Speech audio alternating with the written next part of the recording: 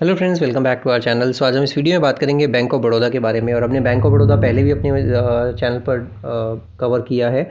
और अगर आप मेरे चैनल पर पुराने जुड़े हुए हैं तो आपको ज़रूर पता होगा कि बैंक ऑफ बड़ौदा हमने 225 225 से बताते आ रहे हैं। और 225 के बाद मुझे कमेंट्स भी आए कि चल नहीं रहा है और मतलब कब चलेगा। तो टाइम मैं बिल्कुल नहीं कर सकता हूँ मार्केट को, बट हाँ ये ज़रूर देख के पता चलता है कि कौन से लेवल्स हैं जहाँ पर कि आपको बहुत ही अच्छे चार्ट पैटर्न्स बने हुए हैं और कहाँ पर ब्रेकआउट आया है। तो मैं 225 से मैंने भी पोजीशन होल्ड की हुई है बैंक ऑफ बड़ौदा में, तो एक डिस्क्लेमर की तरह भी आप यूज़ कर सकते हैं। और अभी मैं बना हुआ हूँ इस पोजीशन में बैंक ऑफ बड़ौदा में। और अगर आप देखते हैं इसी तरह के आइडियाज़ हमने पहले भी दिए हैं अपने चैनल पर। येस बैंक मैंने इससे पहले ही एक वीडियो बनाई है। अगर आपने येस बैंक लिया हुआ है या लेने के बारे में सोच रहे हैं तो बहुत इंपॉर्टेंट वीडियो है येस बैंक पे, जो मैंने इससे पहले वीडियो डाली है आज ही के सत्र में।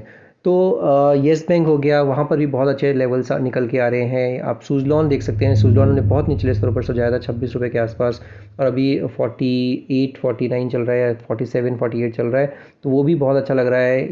अगर आप इसी तरह से एच एफ सी एल के बारे में बात करें तो एच एफ सी एल मैंने बताया था बहुत निचले स्तरों पर। और इसी तरह से बहुत सारे स्टॉक्स हमने बात की, और चाहे वो हीरो मोटोकॉर्प हो, बजाज हो, या फिर कोई भी स्टॉक हो। रिलायंस हमने बहुत निचले स्तर पर बताया था और पकड़ा भी था खुद ने भी। मैंने भी 23-35 के आसपास रिलायंस पकड़ा हुआ है, अभी भी रखा हुआ है। जियो मैंने बताया था, जियो बहुत बढ़िया लग रहा है। और लॉन्ग टर्म के पॉइंट ऑफ व्यू से अगर आपको रखना है तो जियो बहुत ही बढ़िया चार्ट पैटर्न्स बने हुए हैं उसमें भी। तो इसी तरह के आइडियाज़ आपको फ्यूचर में भी देखने को मिलते रहेंगे। इसके लिए आप मेरा चैनल ज़रूर सब्सक्राइब कर लीजिए, बेल आइकन दबाना बिल्कुल मत भूलिएगा। और अगर आपको वीडियोस पसंद आए तो do give me thumbs up and don't forget to share it with your friends and family as well. Bank of Baroda की बात करते हैं तो बैंक ऑफ बड़ौदा में आज फिर से एक और छोटा सा ब्रेकआउट आया है। और वो ब्रेकआउट किस लेवल पर आया है, 260 के आसपास ये ब्रेकआउट आया है।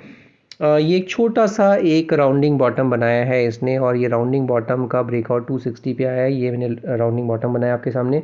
इसका ब्रेकआउट 260 के आसपास आया है। 260 का जो ब्रेकआउट है बहुत ही बढ़िया ब्रेकआउट है। और अगर इसके बात करते हैं नेक्स्ट पड़ाव की, तो इसमें आपको नेक्स्ट पड़ाव मिलेगा 278 तक का। तो अगर आपको स्विंग ट्रेड लेना है 278 का एक नेक्स्ट पड़ाव देखने को मिल सकता है।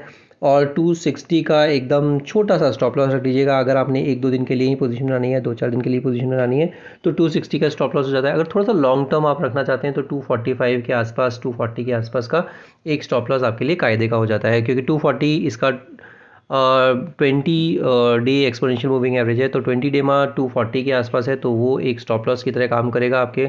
अगर हमने निचले स्तर पर पोजीशन बनाई है, जैसे मैंने 225 पर बनाई थी, 240 का एक स्टॉप लॉस मेरे लिए बहुत बढ़िया स्टॉप लॉस है। अगर 240 टूट भी जाता है तो इसका जो नेक्स्ट है 238 ही है, तो बहुत ज़्यादा फ़र्क नहीं है। 238 240 के आसपास का एक स्टॉप लॉस लगाइएगा और बिल्कुल इसमें बने रहिएगा, क्योंकि ये जो पोजीशन है, ये जो स्टॉक है, ये अभी भी अपने पीयर से बहुत सस्ता लगता है। और पीएसयू बैंक्स में मैं बहुत टाइम से बता रहा हूँ आपको, यूनियन बैंक भी बताया था मैंने, बैंक ऑफ बड़ौदा बताया मैंने, पीएनबी मैंने बताया आपको। सारे ही स्टॉक में ज़बरदस्त रैली आई भी है और अभी भी ये बहुत सस्ते हैं। मैं अभी भी ये बोल रहा हूँ कि इतने चलने के बावजूद भी बहुत सस्ते हैं ये। तो ये डेली के चार्ट पर अगर आप आरएसआई देखते हैं तो 68 का आरएसआई है, तो वो भी बहुत बढ़िया लग रहा है देखने में।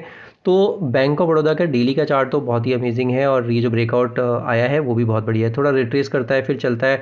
तो इस चार्ट की प्रवृत्ति आप देखेंगे तो ये वैसे ही चल रहा है। ऊपर जाता है, थोड़ा सा रिट्रेस करता है, फिर ऊपर चला, फिर ये नीचे रिट्रेस किया, फिर ऊपर चला, फिर रिट्रेस किया, फिर ये यहाँ पर ऊपर चला, फिर रिट्रेस करके अब ऊपर चलना शुरू हुआ है। तो ये बहुत ही बढ़िया चीज़ होती है किसी भी चार्ट में। एक तरफा रैली नहीं आ रही है, एक तरफा ऐसा नहीं हो रहा है कि सिर्फ ऊपर ही चल रहा है। ऊपर चलता है, थोड़ा सा सांस लेता है, नीचे आता है, फिर चलता है। तो ये बहुत अच्छी चीज़ होती है किसी भी स्टॉक की। एक बार वीकली के चार्ट पर देखते हैं, वीकली के चार्ट पर कैसा लग रहा है। वीकली के चार्ट पर तो आप देख सकते हैं कितना ज़बरदस्त, एक लास्ट वीक की अगर देखते हैं तो लास्ट वीक इसने ऑलमोस्ट 12.5% का रिटर्न दिया है। इस वीक में अगर देखते हैं तो 3.25% का रिटर्न इस वीक भी दिया है।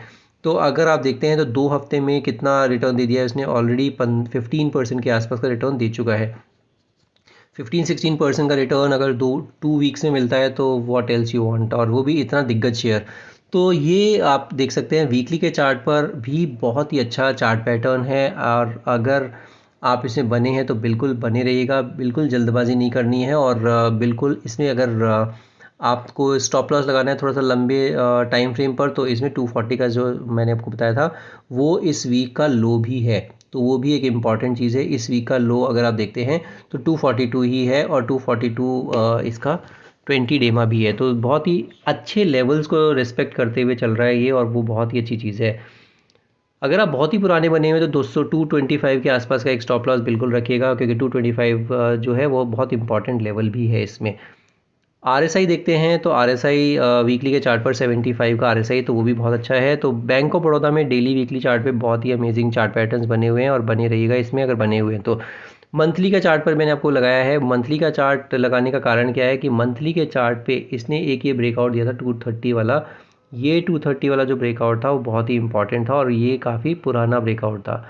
अगर आप ये देखते हैं तो 2015 का ब्रेकआउट था, तो ऑलमोस्ट अगर आप देखते हैं 9 ईयर ओल्ड ब्रेकआउट है ये, और 230 का एक बहुत ही अच्छे से सपोर्ट का तरह काम करेगा। 230 से लेके 220 के आसपास का एक सपोर्ट रेंज है जो कि इसको बहुत ही अच्छे से सपोर्ट देगी, और 220 से नीचे जाना तो मुझे लगता नहीं है पॉसिबल है। अगर फॉल ज़बरदस्त आया तो भी 220 230 के बीच में ही इसको संभल जाना चाहिए। तो अगर पोजीशंस हैं तो बिल्कुल बने रहिएगा। आरएसआई अगर देखते हैं मंथली के चार्ट पर, तो वहाँ पर भी 75 का आरएसआई है, तो बहुत ही अच्छे चार्ट पैटर्न्स बने हुए हैं दोनों ही उस पर।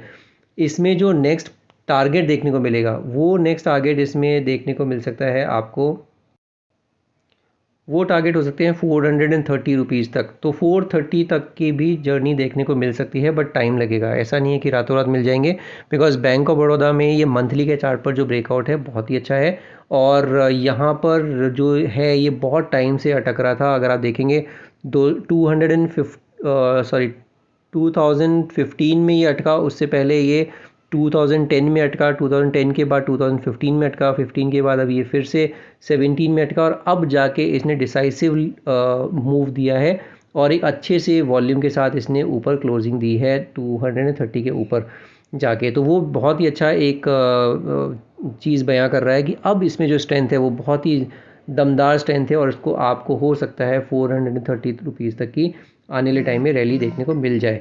तो ये आज का स्टॉक हो जाता है बैंक ऑफ बड़ौदा। बैंक ऑफ बड़ौदा में भी ध्यान रखिएगा, मेरी पर्सनल होल्डिंग है, तो आप जो भी डिसीजन लें अपने फाइनेंशियल एडवाइजर से डिस्कस करके ही लीजिएगा। इसी तरह के आइडियाज़ आपको फ्यूचर में भी देखने को मिलते रहे, इसके लिए आप मेरा चैनल सब्सक्राइब कर लीजिए, बेल आइकन दबाना बिल्कुल नहीं भूलिएगा। और अगर आपके कुछ आइडियाज़ हैं या आपका कुछ क्वेरी है, आप बिल्कुल मुझे कमेंट में लिख सकते हैं।